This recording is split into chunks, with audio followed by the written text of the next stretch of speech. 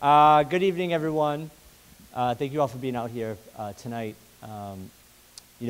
Quick story. I am in the middle of being a full-time dad for the next couple of days. My wife is down in Florida enjoying the beautiful weather down there. And so my boys were like, we want to go to the beach. So we spent a little bit of time. It was a little windy, so my hair's a little wind-blown. But we went down, we grabbed Kelly's, went to the beach, went to Oak Island Park. I was telling Elle that earlier. But having a little bit of time to enjoy the beach on a kind of windy, blustery, early spring day was pretty special. And then I think about what we're doing today and our vulnerability because of that beautiful coastline. And it makes me think of one interaction that I had with somebody who said, what keeps you up at night? And it happened to be, and I said, the first thing that comes to my mind is my 2-year-old. But then it was right after some of the weather events that we had in January 2018, where we had flooding in Pearl Ave, and we had significant. But there was a time when I know Bennington Street was completely flooded, North Shore Road was completely flooded, and Lindmarsh Road was completely flooded. And so those are the things now that keep me up at night. And so to be here and to introduce the person I'm going to now. And work with folks who are thinking about the next 20, 30 years and our vulnerability based on our beautiful location is incredibly important work. And I will say it's work that we haven't done for a long period of time, and we haven't done to the degree that we're doing now. And that's because of people like Elle Baker. So Elle has been the driving force behind our conversation around sustainability and resiliency, and it's really important for us to be thinking about the next 20, 30, 50 years. And so with that, I want to thank all of you for being here this evening, and I'm going to ask Elle to come on up and kick us off. Thanks. Thank you, Mayor Rigo, and for supporting projects like these throughout our city. So first again, thank you all for participating in the Municipal Vulnerability Preparedness listening session this evening. My name is Elle Baker. I'm the project planner in the Office of Strategic Planning and Economic Development. Tonight's discussion, and it is a discussion, and we encourage all of you to participate throughout the night and after Aaron does his presentation. But our discussion tonight is focused primarily on climate change resiliency, and it's going to be led by Aaron Wynette, and we've been working with him very closely. He's a representative from the state, basically working with us through MVP workshops, and he's the New England manager for climate change and resiliency at AECOM. So I'd also like to introduce some familiar faces, which have also been a driving force throughout this project and throughout the years for planning throughout the city. Paula Genzio, Superintendent of DPW, Frank Stringy, City Planner, and Joe Maglione, Assistant Superintendent of Water, Sewer, and Drain.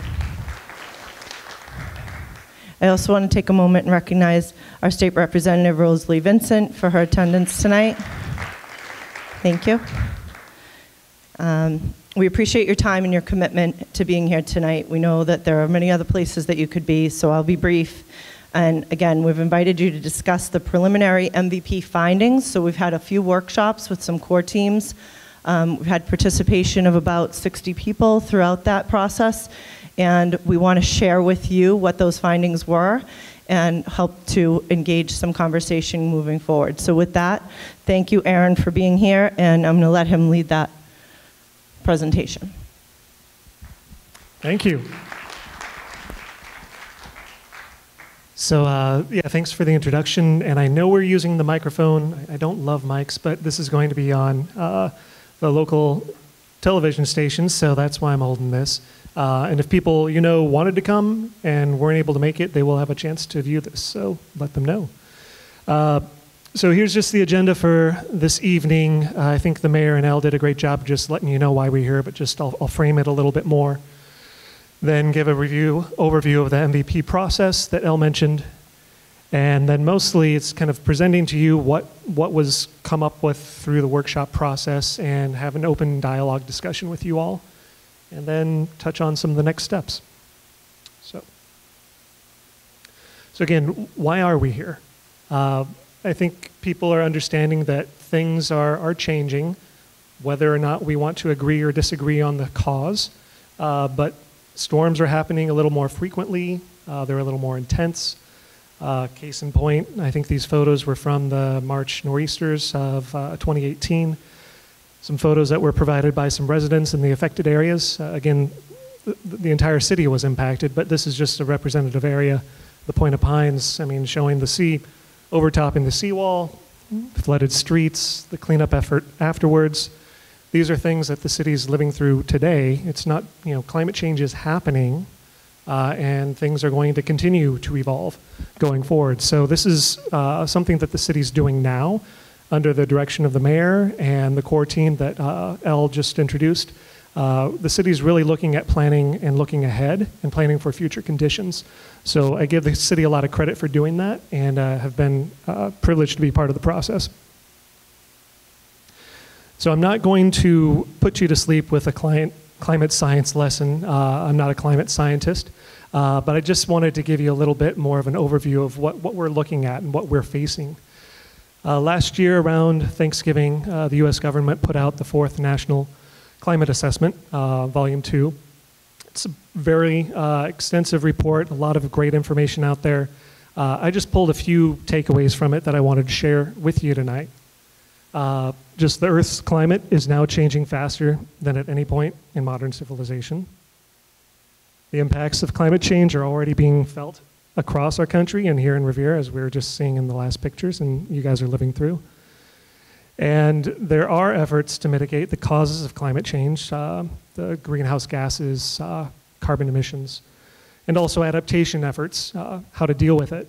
But it's not sufficient to avoid significant impacts and costs going forward in the future. So we're doing things, but the job's not done. There's a lot of work ahead, and that's what we're planning for.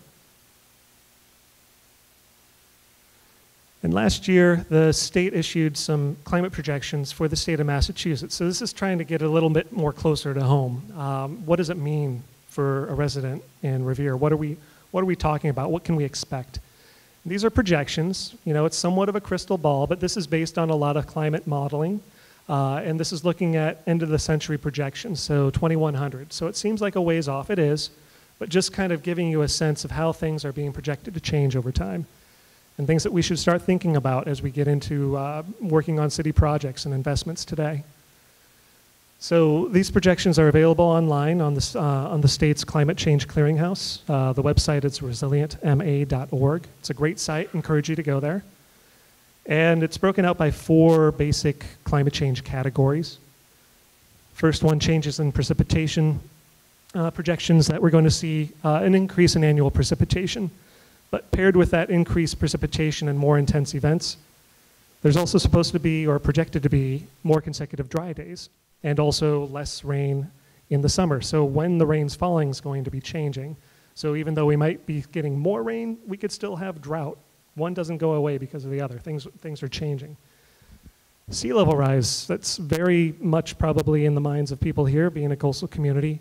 Again, this is at the end of the century, and there's a range provided because this takes into consideration different climate, like greenhouse gas emission scenarios. So best case, worst case scenario, if you will. So by the end of the century, projected to increase 4 to 10 feet relative to the current sea level. So that seems pretty alarming. And again, it may not happen, but this is something that the models are showing us and something that we need to start considering. Then rising temperatures. The average annual temperature is projected to increase by about 10 degrees by the end of the century. And one thing that jumps out to me is looking at these extreme heat days. you know, we get the occasional 90-degree day, one or two. There might be a heat wave, one or two a year.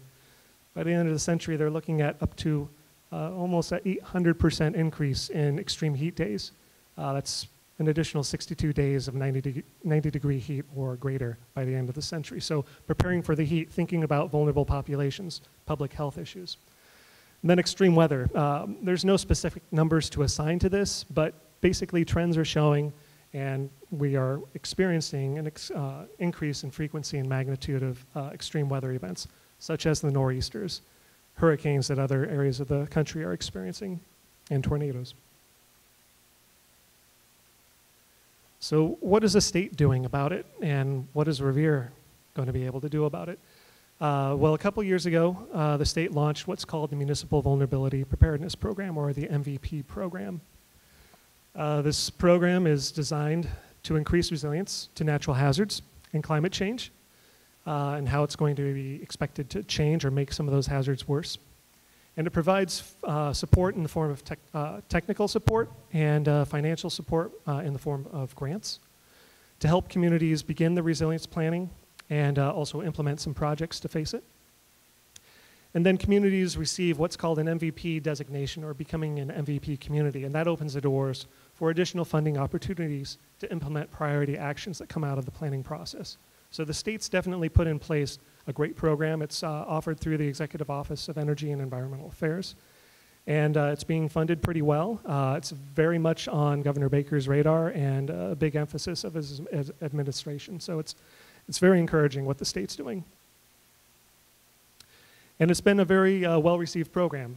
In just about 2 years, over 150 communities across the Commonwealth have participated in the MVP program, either have already received the designation of an MVP community or in the process of doing so, like Revere. Had to get a shout out for Revere right here.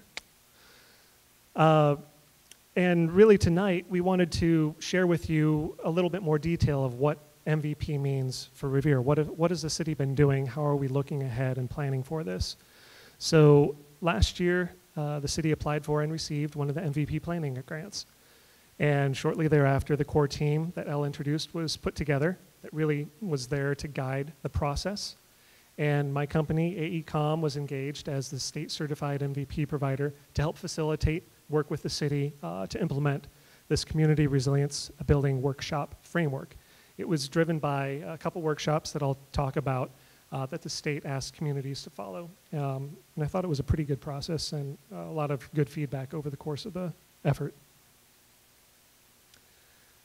So if you're not aware, there is a draft summary of findings report that the city has put together, and it's available on the city's website, revere.org, MVP materials. I think that's one word, it's just broken because of the line.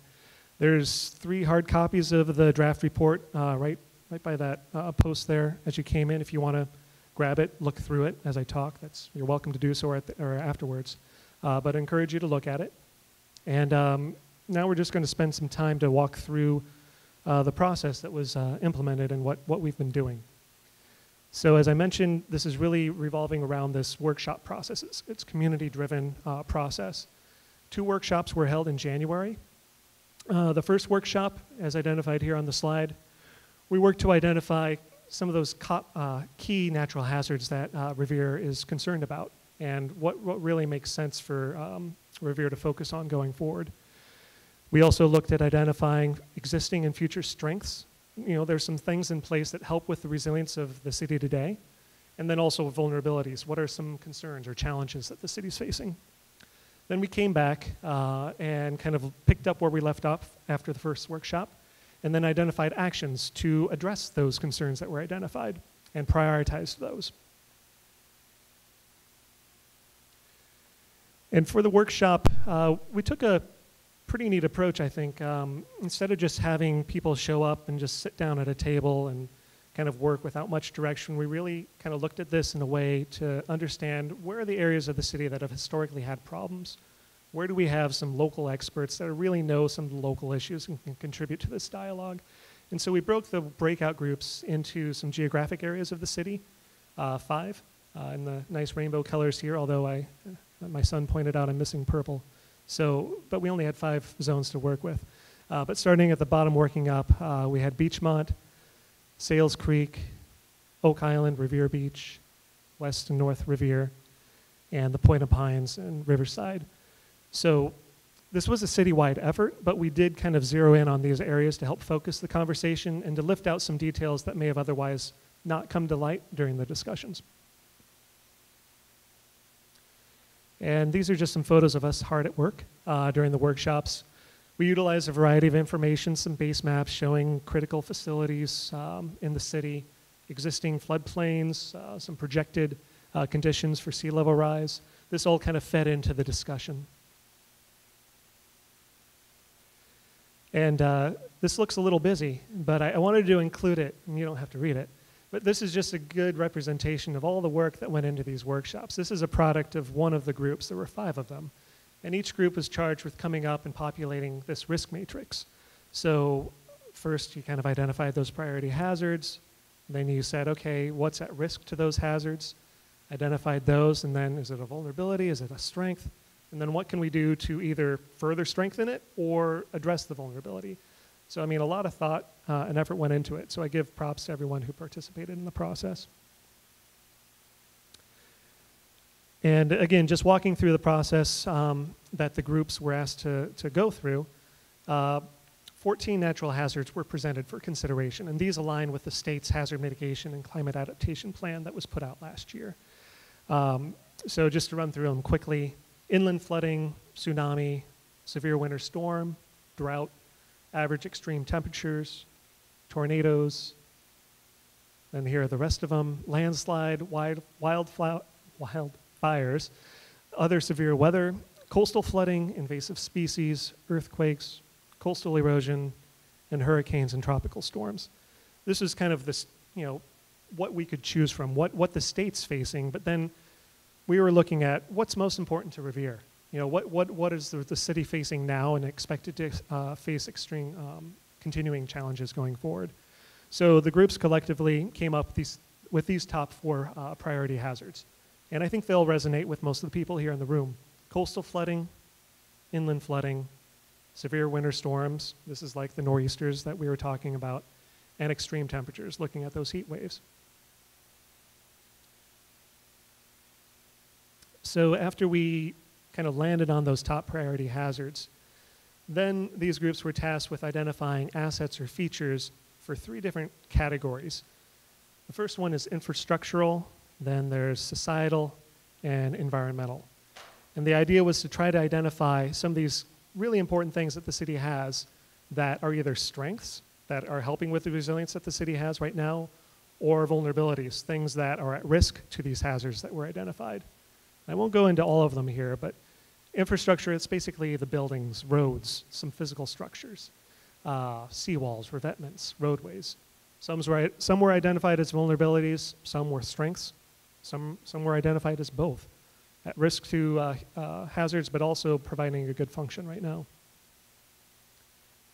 The second category is societal features. So this is you, the people, population groups, vulnerable populations, the services that the city provides. Here we have the elderly, school children. Some people are facing increased flood insurance costs who have to carry those policies. Also, the reverse 911 system that was seen as a strength that the city had, something that could be built on.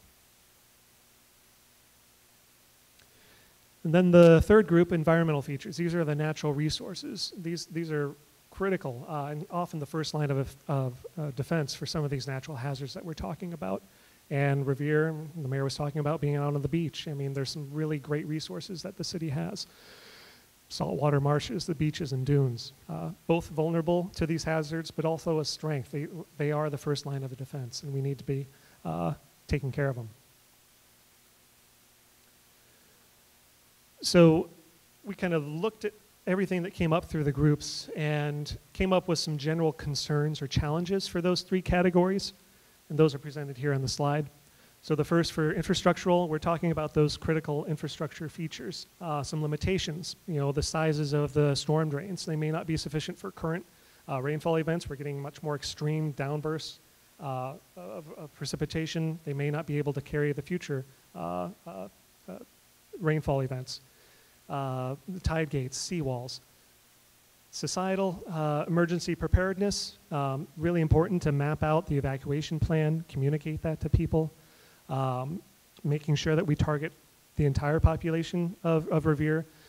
There's some isolated non-English speaking populations, people that are a bit more migrant and maybe new to the city that the city needs to be able to communicate with. And then environmental concern was the degraded natural systems, that important first line of defense. But then also on the flip side, the positive side, looking at some of the city's strengths and assets. And some of those items that I mentioned before on the previous slide show up here too, and that's fine because they do serve a great purpose now. We just need to put in the proper investments to make sure they continue to provide those. For infrastructure, those tide gates, the storm water pump stations that help after an inundation, the city's seawalls. For societal emergency services, the police, the fire, great things that the city offers, emergency shelters, the communications, that reverse 911 system. Then environmental, the marshes, Rumney Marsh, Belle Isle Marsh, the beaches and the sand dunes that protect from the sea level and the storm surges. So the workshops, we identified the key hazards, kind of what could be affected by those, and then identifying what can we do about it. And even though we kind of had those geographic areas, there were some common actions or citywide actions that came to light. So I wanted to put those up here. Flood mitigation projects and studies. It's not just one area of the city. It's many areas of the city are affected by flooding, and so the need to do some studies and further investigations on that was identified. Improve public education, awareness, communication. The city's drainage system could use some improvements. Repairing and installing the pump stations, floodgates. And then you guys know there's a lot of development, a lot of change happening, making sure that those developments are taking into account the changing conditions and they're being designed to be resilient for the future. That was important to people. So after the groups came up with their actions, we kind of put them up on poster boards and people got some stickers. They felt like they had some power. They could assign their vote to priority actions. And so it was a voting process. So everyone who participated in the workshop got to put their stickers next to the actions that they thought were most important to the city. And this is a result of that exercise. The top of the list, seawall construction and rehabilitation on the Point of Pines in the Riverside area. Kind of related to that, conduct a feasibility study. We need to understand what the root cause is. What are we going to do? It's not a Band-Aid fix. We need to understand what the underlying causes are.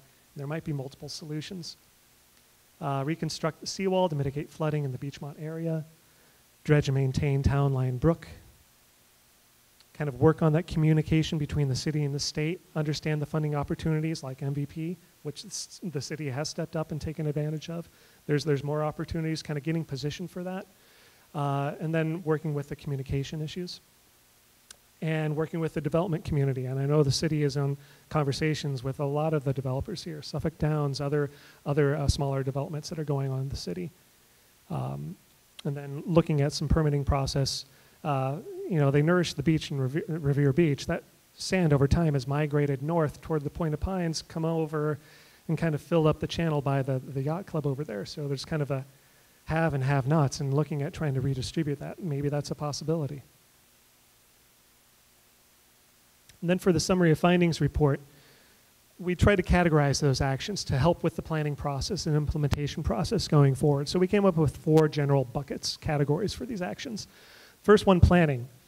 Again, this is kind of a reiteration of some of the actions that I mentioned before, but conduct that feasibility study, try to figure out what the strategies are to mitigate against some of these issues. Update the city's 2014 hazard mitigation plan, which we're working on right now with the state to do an update and incorporate some of these findings. A lot of great work was done through this process, and it feeds right into the hazard mitigation plan. So the city's working forward on that. Possibly conduct that citywide drainage study, understand the system issues, where there's some restrictions, where there need to be some improvements. The next category, policies, regulations, procedures. Again, working on that liaison between the city and the state, increasing that communication, looking at some of the permitting requirements for that transfer of the sand possibly. Coordinating with the development developers and trying to require those best management practices. You know, we want the new development here to be built to last. Then the last two categories, flood mitigation and coastal hazard project, you know, reconstruct and repair the seawalls that are showing signs of deterioration, dredge and maintain town line brook, and then based on the findings of the study for the drainage system, work on some, you know, kind of a systematic improvement of the system. Then public education, awareness, and communication. Again, communication came up again as a common theme throughout the workshop process. So improve the communication with the public, educate people like yourselves here tonight, get more people to listen, and provide, you know, resources in different languages so it's accessible. People can understand and learn who want to. So that was a lot of information download from me, and we wanted to pause now. This is really the focus of this evening, and what we want to be able to allow is for some discussion dialogue between you, the residents, and other stakeholders in the city, and the core team, just to see if you have any questions of what has been presented, some other concerns you may have related to this. I have some canned questions to prompt you, but I want to kind of open the floor. But before I open the floor, just some basic ground rules. Really the focus here is tonight on resilience, climate change, natural hazards. So try to keep your comments kind of in that realm. I know everyone has lots of things in their mind going on, but this is what we're talking about tonight. And if you could limit your question to one at a time, just so we have a chance, we want to allow people to be heard. And then if you either don't have a chance to voice your opinion or question here, there's a form that either you picked up when you checked in or signed in, or it's at the desk when you leave. You can write down your comments or questions. And really, this is part of the listening session. So please, I guess I'll hand the mic over to Elle, who will help moderate. And again, this is being put on TV, so we'll pass the microphone around. And I guess just introduce yourself too, and look forward to answering questions. Thank you. Questions?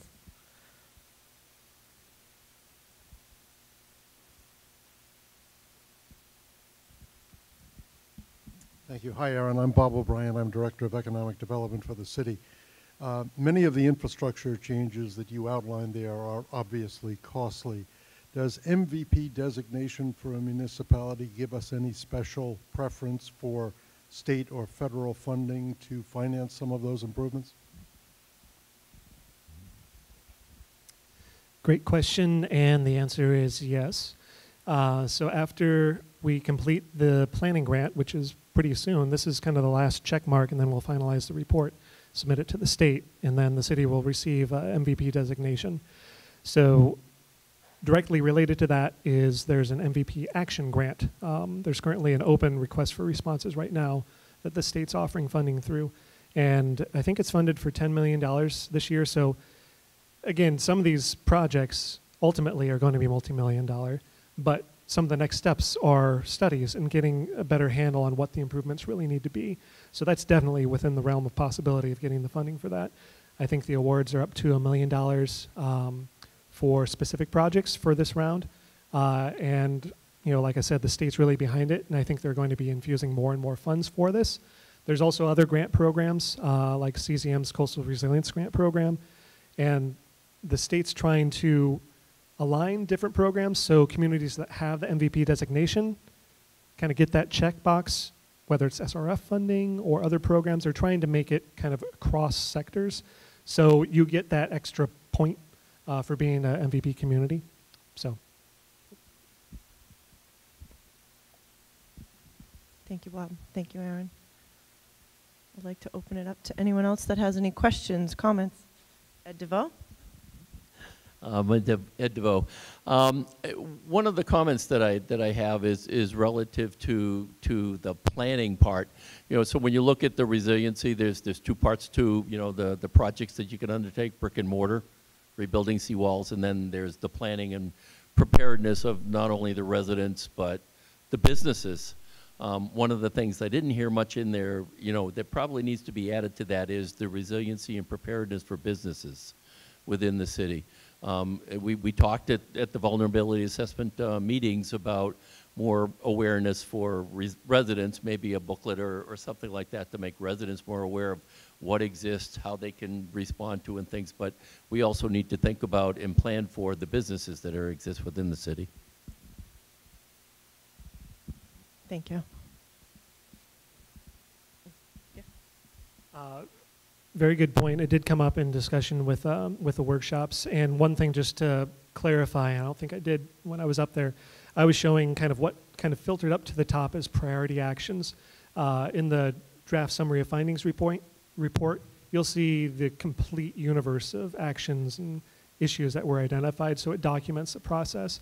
Some of those items didn't necessarily, make the cut, so to speak. Not saying it's not important, but it is, and it's something that should be captured or is captured in the draft summary report. Yep. Thank you.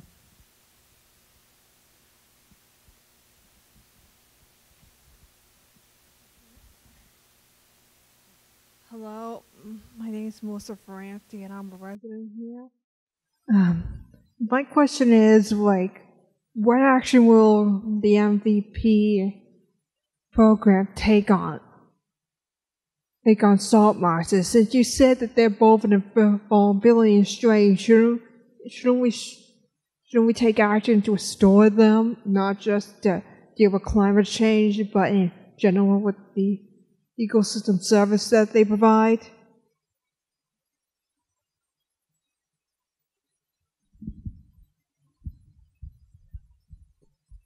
Thank you. That's a great question. And in fact, we have restored 4.5 acres of salt marsh in the Oak Island area, which has helped our flood storage capacity and environmentally taken away invasive species.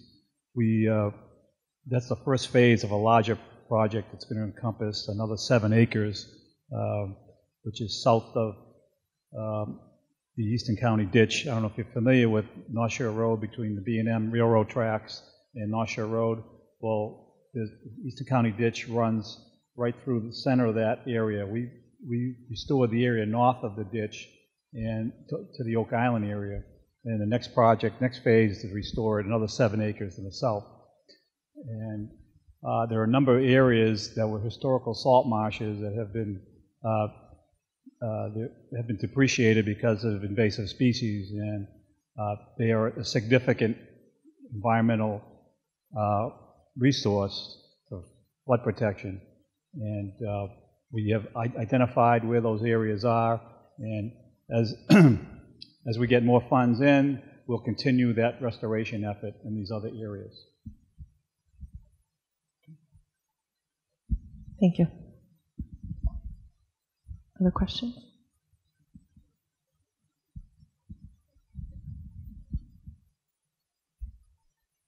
Hi, my name's Hillard Amino. I work for the state, the DCR, but I'm also a Revere resident. I work right on the ocean, and I notice often, if anyone's been down there recently, there's cranes, there's development, there's buildings going up left and right. Does the city plan to stop developing at some point and focus on sand dunes, like she was saying, marsh restoration, or just kind of limit the amount of building that we're going to put up right on the coast?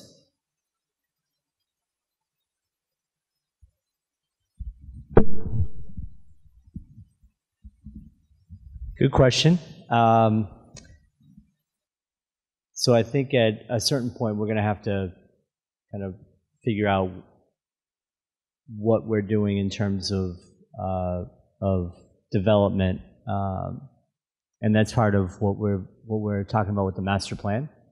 I would say that there are a couple of priorities. One, the biggest being Wonderland. As a potential next site where there's going to be development, and the hope is that that's a commercial development that we see there. But I would be hard pressed to say that we do a hard stop on everything happening, right? And say that we're not going to build anything more, and just say we don't want you to invest in our community.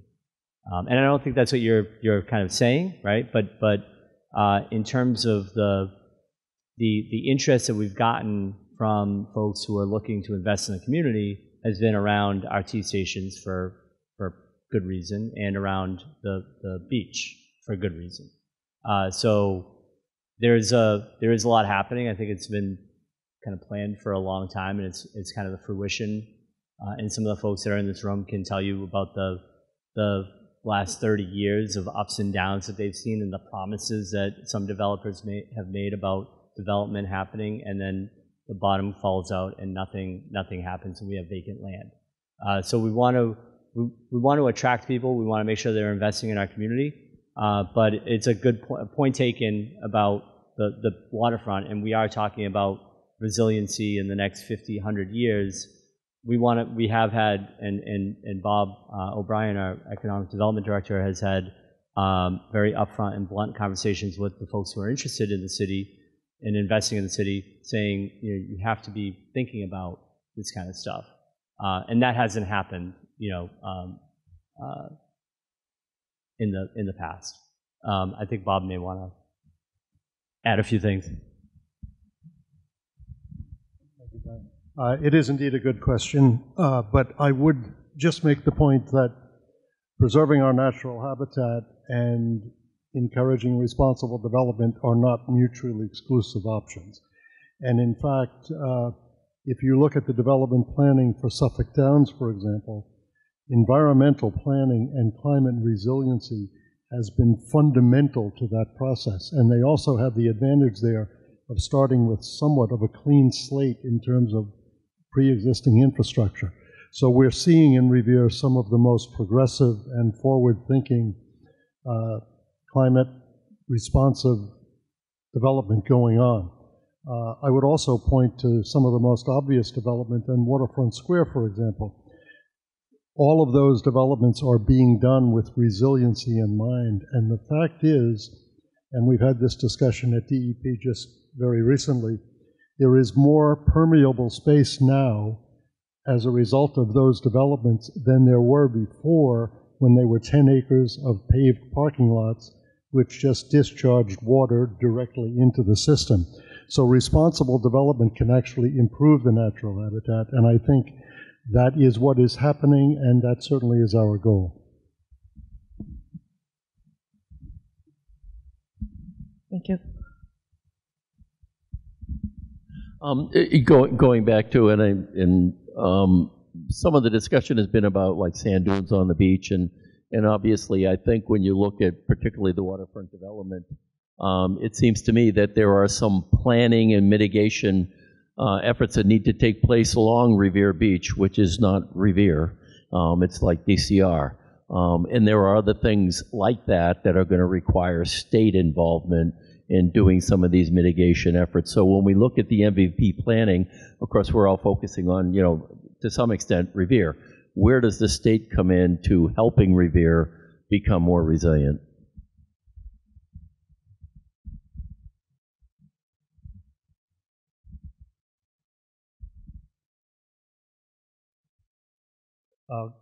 Thanks to our state delegation and Rosalie Vincent, representative, we have received a considerable amount of money through the Environmental Bond Bill, which is designated for key areas in Revere. Revere Beach restoration of the sand under erosion control is one of the projects. Reconstruction of seawalls along Winter Parkway is another project. Feasibility studies for the Point of Pines and Riverside area is another area. So these projects have been designated earmarks ranging from $5 million to $10 million each, with a total of $40 million earmarked for Revere. So those projects are coming down the pipeline. We have to work with DCR because they are basically the sponsors and the operators of these areas in the city that those funds are designated for. So the future looks bright in that area because funds are there to go towards those resources. In the past, they weren't, and so it's something that we anticipate a big improvement over the next 5 to 10 years in that area. Thank you. Other questions, comments, concerns? Yes, I have a concern about the, I saw it listed here and I heard you talk about it, the brooks over in West Revere, the tide gates and where they have flooding on Asti. I saw a comment here to work with DEP and DCR. And from what I've seen over the past year and a half, DEP and DCR have really not been helpful in this respect. I know there was a resident over in Toscano or Asti in that area is getting flooding, but from what I've heard, there has been no help from DCR or DEP. And so I think they have to work on a better answer than that to work with DEP and DCR because, you know, some more work needs to be done. And if we can't depend on them, we have to look elsewhere for assistance for that. So that area does need to be taken care of.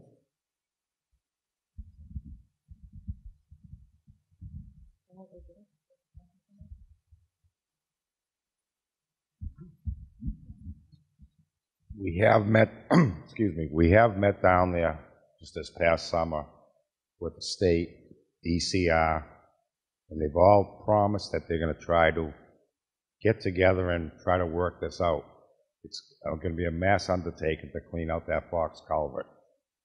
And that box culvert goes all the way back as far as Malden Square, but it ends up with us.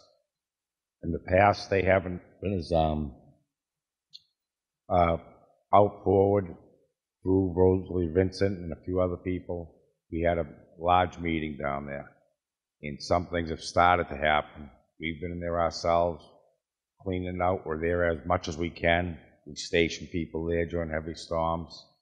It's going to be some time, but it is in the progress. People are listening to the state levels to try to help. Thank you. And it goes to Ed DeVoe. I think it's also worth, probably re-emphasizing or emphasizing, because when we talked about the vulnerability assessments, and I saw one of the comments on that Zone 5, was to ensure that the recommendations coming out of here are incorporated into the master plan, and maybe it's worth just talking about how it's going to be incorporated into the master plan, because that's an important piece to make sure that there's continuation there.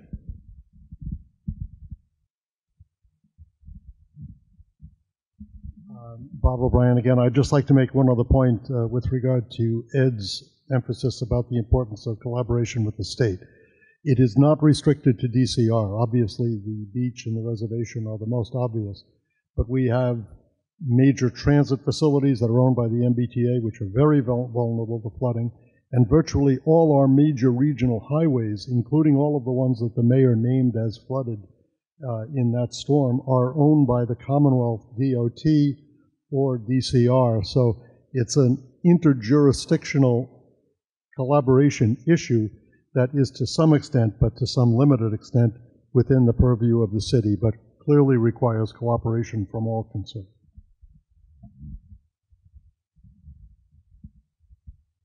Thank you. In regards to the master plan, all the folks in our office are collaborating together to make sure that there are, I think, about eight categories wrapped into the master plan, of which we've done some side groups and some other projects that have been done off to the side. So we are working closely to make sure that all the information that we've captured with the MVP planning process, the hazard mitigation plan, and as we move forward and use the MVP, the Municipal Vulnerability Preparedness planning and the results from all of these sessions, we'll wrap that into the hazard mitigation plan as we go forward in 2020, and that will again be driven into the master plan, wrapped in as one plan. Yes. So there is a community forum. There are flyers out on the table as well. So I will say it's next Wednesday from 6 to 8. Is it here? at the high school. The next one's at the high school, so hopefully you'll be able to join us for that as well. Other questions? Okay. So if you haven't received a questionnaire from the front desk, please take one, and if you have a few moments, if you can fill that out before you leave. If there are any comments that you didn't wish to share in the group, we do want to hear from you. If there's anything else that you have comments or questions, concerns about, and you didn't feel comfortable speaking out, feel free. I left my cards on the table. You can email me or call me directly. So we really want to have your participation with that, and we do appreciate your time tonight. I would also like to take a moment and introduce Hillard Amino. She's here from the DCR. She's working in collaboration, DCR and the City of Revere, on the Greening the Gateway project to increase the tree canopy across the City of Revere. Hillary and her crew have already hand-planted 1,300 trees across the city, which has dramatically increased the tree canopy, and it will continue to do so. The goal is 2,400 trees, so we have a few to go. So she has some information about how you can get a free tree within the focus zone from DCR in collaboration with the city. It's not a trick, it's true. The trees are free. So please, if you're interested in that, please touch base with Hillary. And we're going to incorporate all of the questions that we heard here into the findings report. We will summarize that, and you will be able to find that on the City of Revere website. So it's revere.org, MVP materials. So we'll also post this presentation. And our next steps are we're going to complete all of the requirements for the MVP qualification. And then we'll move forward and we will become eligible for the funding, which I believe someone asked that question earlier. And that's it. And our next step will be to combine all of this information, move forward with the hazard mitigation plan for 2020, and also to start prioritizing what the next project will be for climate resiliency through the city. Mayor Rigo, any closing comments? Thank you all for coming tonight. I think the conversation needs to, continue. And obviously, with the master plan, I was happy to see that little note on the bottom of one of the comment sheets that said, "Make sure that this gets incorporated into the master plan." So thank you all for coming out, and really appreciate the great questions and great comments. Thank you. I'd like to also thank Aaron Wynett for being a great advocate and a great consultant to work with, guiding us through this program. And I also want to thank the panel that's up here, Paul, Joe, and Frank, also, that have been instrumental in getting through this process. And really, they have years of knowledge about the city, so they're really a great resource for us to put this plan together. And for all of you that live in the city, work in the city, play in the city, to really contribute what your thoughts and ideas and concerns are, because that's how we can plan together to move forward. So, 2 plugs. One, Beautify Revere is coming up on April 27th. So grab your team and sign up online, not your individual sign up, a team. We're going for team sign-ups. So if you do have the largest team signed up and show up, there'll be special recognition. So we'd like to invite everybody out for that. So please tell everyone you know. Try to come out, if you can only come out for a little while, but we'd love to have you for the whole day. Collect your materials 8 to 9 a.m., clean up 9 to 11, come back to American Legion. We're going to have celebration for Arbor Day. We're also going to have a barbecue, and we're also going to have a DJ.